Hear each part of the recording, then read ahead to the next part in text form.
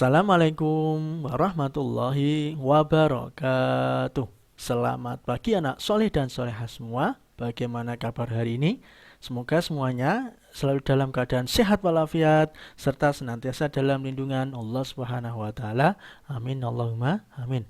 Nah, anak-anak, di pagi yang cerah dan penuh berkah ini berjumpa lagi bersama Pak Rohman dalam mata pelajaran PAI. Nah, anak-anak, dalam kesempatan kali ini kita akan melanjutkan PB yang kedua dengan judul Beriman kepada Allah Subhanahu wa taala dan Rasul-Nya. Nah, dengan subtema Beriman kepada Allah Subhanahu wa taala.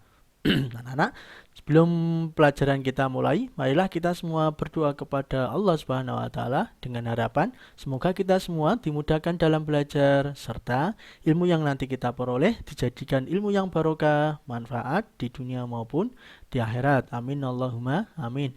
Berdoa bersama dengan Pak Rohman. Posisi tangan menengadah semua. Ikuti bacaan doanya. Bismillahirrahmanirrahim. Raditu billahi rabba wa bil islami dina wa bi Muhammadin nabiyyan wa rasula. Rabbi zidni ilma warzuqni fahma waj'alni min ibadika salihin. Amin ya rabbal alamin. Baik, mari kita masuk pada pembelajaran kita. Yang pertama, yang perlu Pak Guru jelaskan adalah tentang tujuan pembelajaran, yaitu peserta didik mampu memahami makna beriman kepada Allah Subhanahu wa taala dan meyakini bahwa Allah Maha Melihat, Al-Basir, Maha Adil, Al-Adlu, dan Maha Agung, Al-Azim. Itulah tujuan pembelajaran kita. Mari kita masuk pada pokok materi kita, yaitu beriman kepada Allah Subhanahu wa taala. Sebelum kita memahami makna beriman kepada Allah Subhanahu wa taala, terlebih dahulu anak-anak pahami tentang makna iman. Apa itu iman? Iman artinya percaya atau yakin. Jadi beriman kepada Allah Subhanahu wa taala artinya percaya atau yakin bahwasanya Allah itu ada atau Allah itu wujud dan Allah lah yang menciptakan seluruh alam semesta. Itu makna beriman kepada Allah. Nah, orang yang beriman kepada Allah disebut mukmin. Kebalikan dari mukmin apa? Yaitu kafir, yaitu orang yang tidak mau beriman. Nah, anak-anak, Allah Subhanahu wa taala itu adalah Sang Kholik, yaitu Sang Pencipta, menciptakan seluruh alam semesta. Maka sepantasnya kita harus mengenalnya, mengenal Allah. Pertanyaannya, bagaimana cara kita mengenal, Pak? Cara kita mengenal Allah yaitu bisa melalui 3 cara. Apa saja? Yang pertama yaitu melalui alam semesta, melalui ciptaan Allah Subhanahu wa taala, melalui makhluknya. Kemudian cara yang kedua melalui Al-Qur'an, yaitu ayat-ayat Al-Quran, isi kandungan Al-Quran. Kemudian yang ketiga melalui Asmaul Husna atau nama-nama baik bagi Allah. Mari kita bahas satu persatu. Yang pertama, mengenal Allah melalui alam semesta. Allah berfirman dalam Quran surat Al-Fatihah ayat yang kedua yang berbunyi Alhamdulillahi Rabbil Alamin. Artinya segala puji bagi Allah Tuhan semesta alam. Allah Tuhan semesta alam. Nah, anak-anak, ciptaan Allah yang berupa makhluk-makhluknya itu bisa berupa benda hidup dan bisa berupa benda yang mati. Nah, contoh benda hidup itu apa saja? Yaitu manusia, bisa bernapas, bergerak, berlari, dan lain sebagainya. Yang kedua contohnya adalah hewan-hewan. Yang ketiga pepohonan, bisa berbuah, dan lain sebagainya. Itu contoh makhluk ciptaan Allah berupa benda hidup. Kemudian ciptaan Allah yang berupa benda mati. Contohnya apa? Yaitu ada kursi, ada meja, ada pintu, ada gedung, bangunan, dan ada bebatuan. Baik benda hidup maupun benda mati semuanya adalah ciptaan Allah Subhanahu wa taala. Itu menunjukkan bahwasanya Allah itu ada. Nah, pertanyaannya, Pak, kursi itu kan buatan manusia. Benar, kursi buatan manusia. Akan tetapi manusia diciptakan siapa? Manusia diciptakan oleh Allah. Kemudian Pak, kursi itu kan buatan manusia, terbuat dari kayu dan pepohonan. Benar, kayu dan pohon diciptakan oleh siapa? Yaitu Allah Subhanahu wa taala. Nah, dengan cara memahami seperti ini kita nanti akan bisa mengenal Allah. Oh, bahwasanya kursi, benda mati, benda hidup semuanya yang menciptakan adalah Allah Subhanahu wa taala.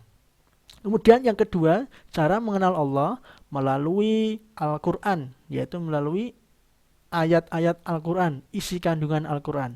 Al-Quran sendiri itu apa? Yaitu kitab suci yang diturunkan oleh Allah kepada Nabi Muhammad SAW melalui siapa? Melalui malaikat Jibril. Tujuan diturunkannya apa? Yaitu sebagai pedoman hidup manusia. Nah, kita bisa mengenal Allah melalui ayat-ayat Al-Quran sebagaimana yang tercantum dalam Quran surat Al-An'am ayat 102 yang berbunyi, A'udzu billahi minasyaitonir rajim. Dzalikumullahu rabbukum la ilaha illahu khaliqu kulli syai'in fa'buduh wa huwa ala kulli syai'in wakil. Shadaqallahul azim. Artinya, demikian itu ialah Allah Subhanahu wa taala Tuhan kamu. Tidak ada Tuhan melainkan Dia, Sang Pencipta segala sesuatu. Maka sembahlah Dia dan Dia adalah pemelihara segala sesuatu. Nah, ayat ini menunjukkan bahwasanya Allah adalah Tuhan kita semua. Allah juga yang Maha Pencipta dan Maha Pemelihara. Oleh karena itu, kepada Allah kita harus menyembah. Nah, dengan memahami arti atau makna dalam ayat ini, kita bisa mengetahui bahwasanya Allah adalah Tuhan kita semua. Sudah sepantasnya kita harus beribadah, menyembah kepada Allah. Kemudian yang ketiga, cara kita mengenal Allah yaitu melalui apa? Melalui Asmaul Husna. Asmaul Husna berjumlah 99 ya. Di dalam Quran surat Toha disebutkan Allah berfirman, Allahu la ilaha illahu lahul asmaul husna. Dialah Allah, tidak ada Tuhan melainkan Dia.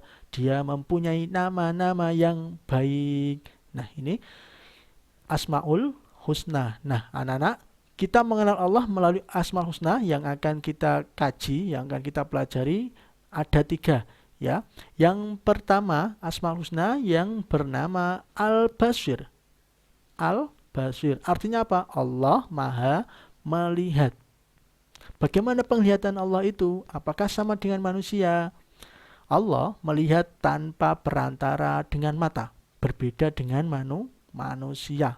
Penglihatan Allah itu tidak terbatas, tidak ada yang luput dari penglihatan Allah Subhanahu wa taala. Sekecil apapun ya benda makhluk yang Allah ciptakan, Allah pasti akan bisa melihatnya. Meskipun kita ngumpet ya di tempat yang gelap ya, yang tidak ada orang sama sekali, Allah tetap bisa melihatnya karena penglihatan Allah tidak terbatas, berbeda dengan manusia. Semua ada pada pengawasan Allah. Kemudian lantas bagaimana sikap kita? Kita mengetahui Allah Maha melihat yaitu dengan cara memperbanyak beribadah kepada Allah Subhanahu wa taala karena kita semua ada pada pengawasan Allah Subhanahu wa taala. Kemudian yang kedua yaitu Al-Adlu. Asmaul Husna Al-Adlu artinya apa? Allah Maha adil. Allah itu mengadili, menghakimi semua makhluknya tanpa pandang bulu. Allah tidak melihat warna kulit putih manusia, warna hitam manusia, tua, muda, miskin, kaya, wanita, laki-laki. Allah tidak melihat itu semua. Yang dilihat Allah itu apa? Yaitu iman dan takwanya, amal ibadahnya. Keadilan Allah bagaimana? Yaitu Allah akan memasukkan ke surga bagi orang yang beriman dan beramal soleh, dan memasukkan ke neraka bagi orang yang tidak beriman dan beramal soleh. Itu bukti keadilan Allah Subhanahu wa taala. Lantas bagaimana sikap kita? Yaitu memperbanyak beribadah kepada Allah. Kita bisa mencontoh al-adlu Allah dalam kehidupan sehari-hari. Contohnya, kita memberikan jajan kepada dua adik kita, harus dibagi rata. Tidak boleh pilih, tidak boleh pilih kasih. Itu contoh kita meneladani al-adlu, maha adil, ya. Akan tetapi adil tidak harus sama, ya. Ya, kakak dengan adik kebutuhannya itu berbeda. Jika di rumah orang tua memberikan kakak suatu barang yang berbeda dengan kamu sebagai adik, ya jangan iri karena kebutuhan kakak dengan adik itu berbeda, ya.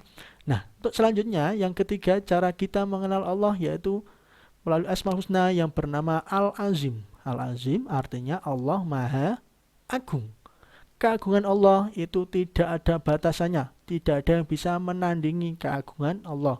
Manusia agung itu hanya sementara, ya. Nanti juga akan meninggal. Kemudian ketika punya jabatan, dia bisa mengagung-agungkan dirinya, tapi setelah jabatannya lengser, tidak punya jabatan, manusia seperti biasa lagi. Ini menunjukkan bahwasanya keagungan manusia itu terbatas, sedangkan keagungan Allah tidak terbatas, ya. Sudah sebatasnya kita itu mengagung-agungkan Allah, memuji Allah, dan berzikir kepada Allah Subhanahu wa taala.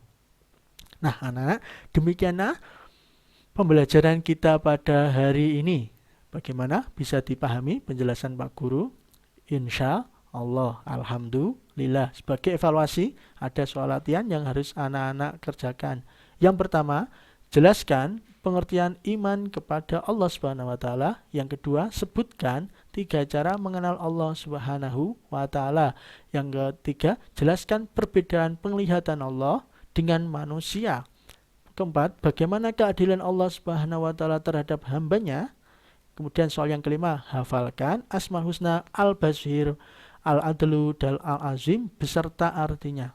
Nanti soal latihan ini ditulis di buku, difoto, dan dikirim ke link yang akan Pak Guru berikan. Khusus soal yang kelima nanti berupa video dengan mata tertutup, dihafalkan beserta artinya, ya. Al-Basir, Al-Adlu, Al-Azim. Dikirim ke link juga. Nah, anak-anak, demikianlah pembelajaran pada hari ini. Semoga materi yang disampaikan Pak Roman bermanfaat bagi kita semua, serta ilmu yang diperoleh dijadikan ilmu yang barokah dan manfaat di dunia maupun di akhirat. Amin, Allahumma amin. Terakhir, doa kafaratul majelis bersama-sama, ya. Bismillahirrahmanirrahim. Subhanakallahumma wa bihamdika asyhadu an la ilaha illa anta astaghfiruka wa atubu ilaik. Walhamdulillahi rabbil alamin. Pesan Pak Roman, selalu jaga kesehatan, ya. Jangan lupa sholat 5 waktu, mengaji dan membantu orang tua di rumah, ya. Semangat belajarnya. Syukran wal afu minkum, ihdinas siratal mustaqim. Wassalamualaikum warahmatullahi wabarakatuh.